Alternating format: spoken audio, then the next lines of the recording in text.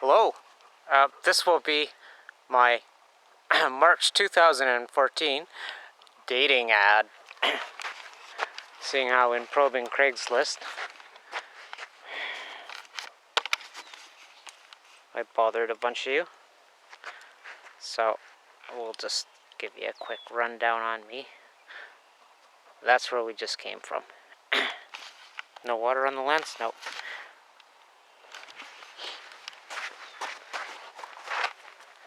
This is kind of like our backyard, even though we're not in any way attached to the land. Poor guys. That's Bear, and that's his daughter Cindy. Bear's, what are you, like 12 years old now? 11? And Cindy's like 10. Mom's gone. She passed away 2 years ago. But you'll see her in some of the earlier films if you go back that far on my YouTube channel. We just had... So, me, yes. Alright, birth certificate says I'm 50 years old, so we'll go with that, and, science is my thing, real big time. Always has been, since I could open up a book and, make an observation and extrapolate and deduce. Long time. Well, obviously just go through the page, read the about on the YouTube page, and well, that actually seems to be my major life story. Having done all kinds of trying to be real honorable and useful things in my life to earn subsistence and disposable income for resources for doing other things like, like building this YouTube channel. I'll let you have another look around.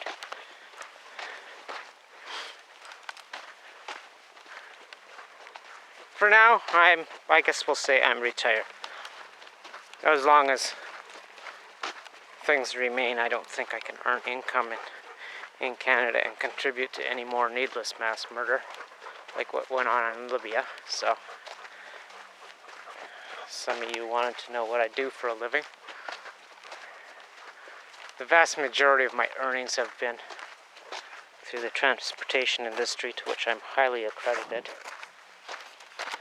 Everything from journeyman mechanics to you name it.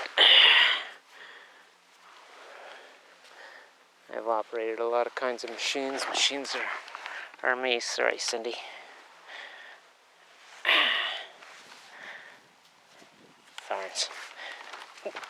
Thorns, I said. Part of living in a semi-desert, we live in, well, Penticton's the nearest big city. We're 43 kilometers south of Penticton, British Columbia, Canada, which is in the interior of BC. And it's a semi-desert area. And mild mountains, 5,000-6,000 feet. Very, I won't get into the geography, but because I could literally bore you for decades with that.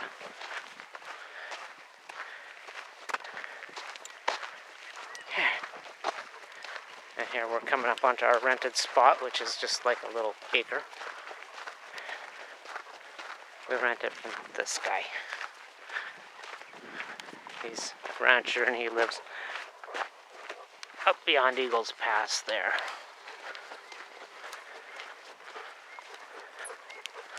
There's small lakes, and if you go back far enough, you'd realize that you don't want to drink the well water here because you would put yourself in great danger like I did. So I've been nuked. Having children is definitely a bad idea, even if I won the lottery tomorrow and could afford them. And somehow or another could say, yeah, reasonable expectation to have another 20 years left.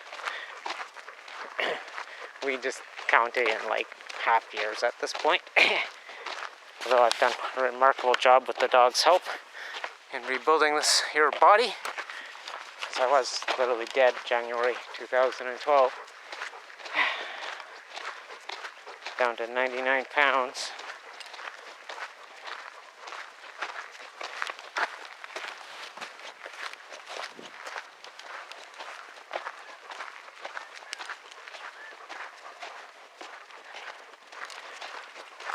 So basically I would say I could whip the pants off any 70-year-old. But I've still got some room to go, but I'll always have a small fuel tank, you know? Lots of my guts are removed. My digestive tract. But I've got my ass stapled back together and it seems to be holding, and this is Bear's bus. Hopefully I'll soon be back on fixing it. He's had it for a long time. That's Bear, right? He lets me do what I want with it, as long as I take him for rides. It's basically a motorhome conversion. We would love to do a whole lot more traveling, and we're always looking for excuses to do it and fund it. And we'll continue to do so. If I finish the rebuild. So that's kind of one of the things I would intend to do more of. A whole lot more. That's been kind of the game plan for 10 years. No more.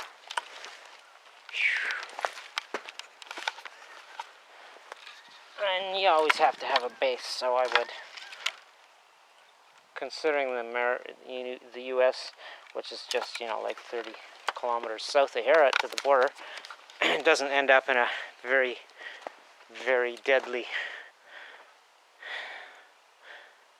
I won't call it civil war, but counterinsurgency against the insurgency they're under now. I think I would be hoping to be mobile again and take our ass out of here and head her north. I plan a lot of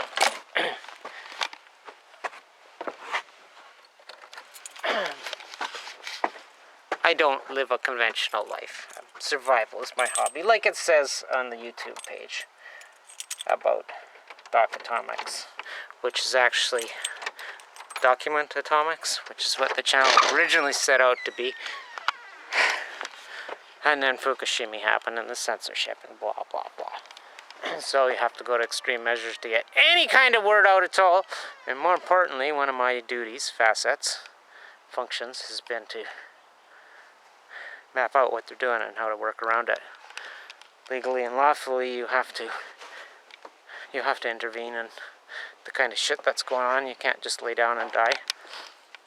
I know most of you are so sick and poisoned and fucked in the head from a lifetime of imperial programming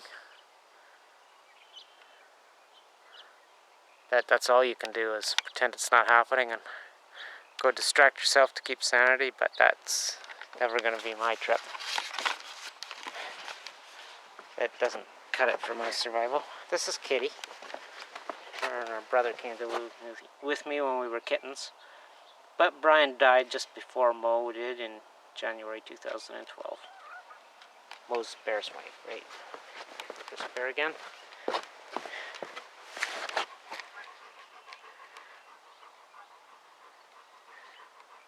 So, that just gives you an outline. The law is like my Bible. I'm an ultra atheist. So you got to be able to handle that. I know more than most people do about any one particular belief system. And I know about everyone that's ever been cooped up. Because that's part of my sciences. Is to understand Homo sapiens' condition, its ways of thinking, and try and see if it can't be supplemented with a greater awareness that they may be equipped with the tools to emancipate themselves. You never know if you're failed until extinction sets in, so it's a rather thankless preoccupation. Fortunately, many indulge in survival as a hobby and make it a Matrian thing and not just personal. I don't think even in absolute failure, and if I was the last creature on my earth, I don't think I could abandon that principle, that morality, because it's been in me and practiced and come through in the most eccentric ways all my days. It's, I mean, I'm just telling you, I'm not trying to in any way sell you or judge myself before you, although that is one of my functions, is to judge. As the joke goes, God awful judge. And somebody's got to do it, and it takes an awful lot of critical thinking to to perform such a responsibility.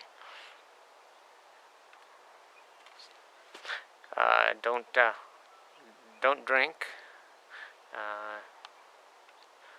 Well, I don't think I can now with my loss of guts. It's really hard to try and keep the mere 200 billion gut flora healthy and balanced inside. So, but I manage it. That's, like I said, could whip the pants off any average 70-year-old man.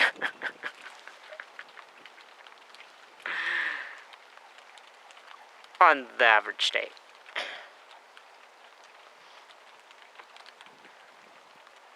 I'll find ways to go back earning non-taxable income irregardless.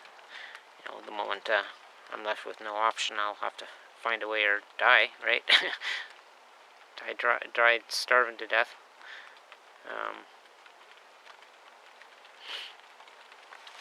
So it's just this is the little shack we rent with the 1 acre. I'm really big on gardens. I obviously couldn't do one last year, but having found out about the well contamination, but I'm finding ways to deal with that are not completely impractical or beyond my means. And it's mapped out enough that I can tell you what's a health hazard and what isn't. So I wouldn't allow anyone to come until I was sure of that, actually. As much as I sure could have used somebody to lean on in the last 2 years of trying to become more and more undead with each season, month, year, day. It's been a long battle. Not the first time I've been killed over, just the first time I've been killed over in such a manner. Which is many a story. So, well, we can type, we can email, we can type chat, we can talk on the chat, or do cam if you can do that, and learn more. And I'm looking for somebody to finish my days off with, however long they last. I don't have a lot of resources, so if you're trying to immigrate or even move here from, wherever you are, you're going to have to handle that on your own. I got a roof to share with you and a little bit of groceries anyhow. Things are getting tight. My resources are quite depleted after being broken that long.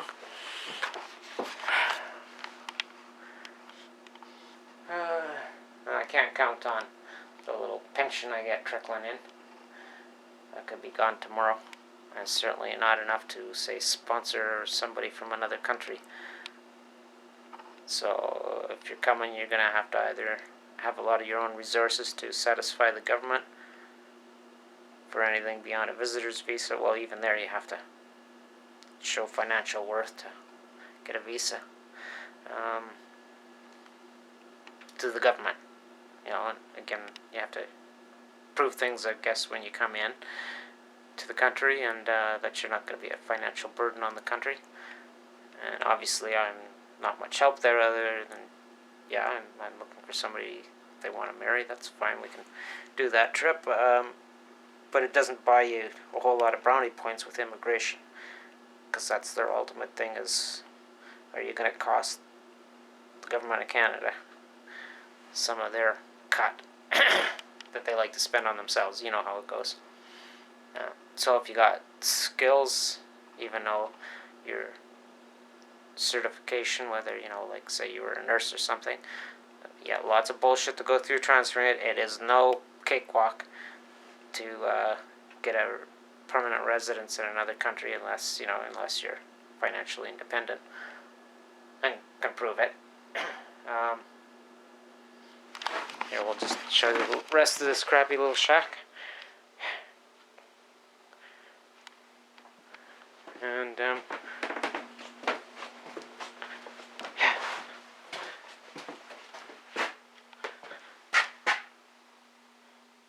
that can be made into a bed. So, if somebody comes to the point where they want to come for a visit, well, you don't have to sleep with me.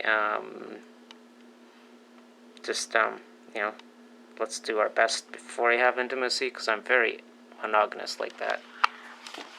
I've had very few sexual partners, and I want to keep it that way. I would just like one more.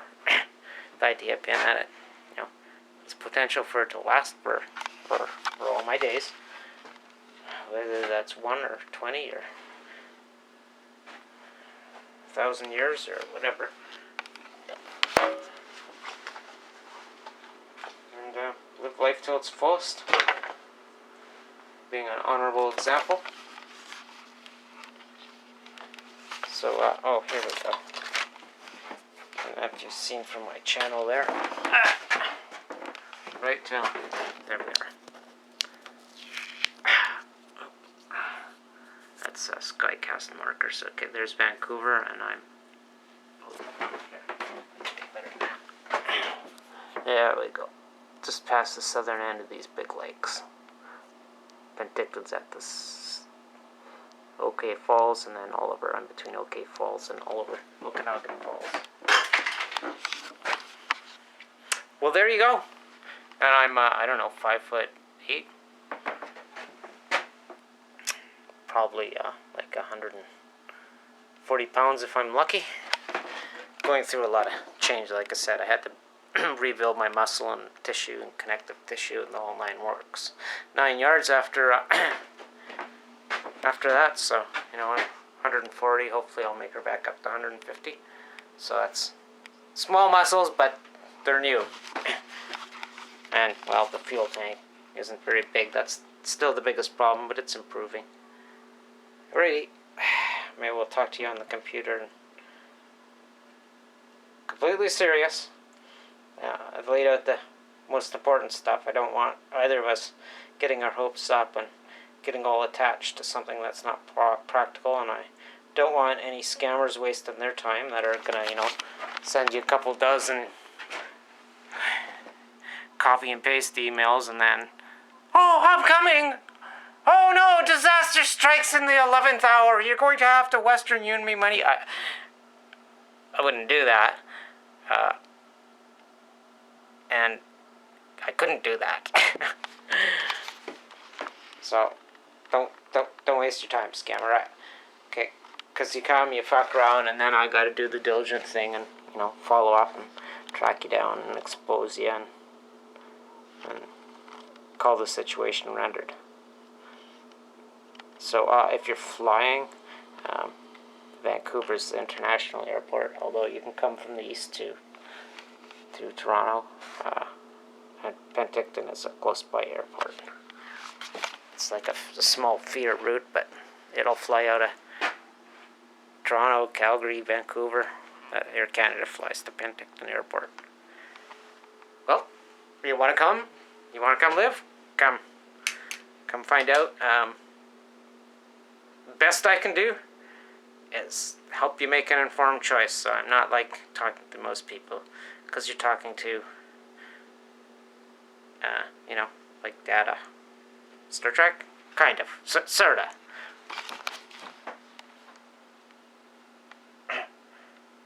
I am a living being.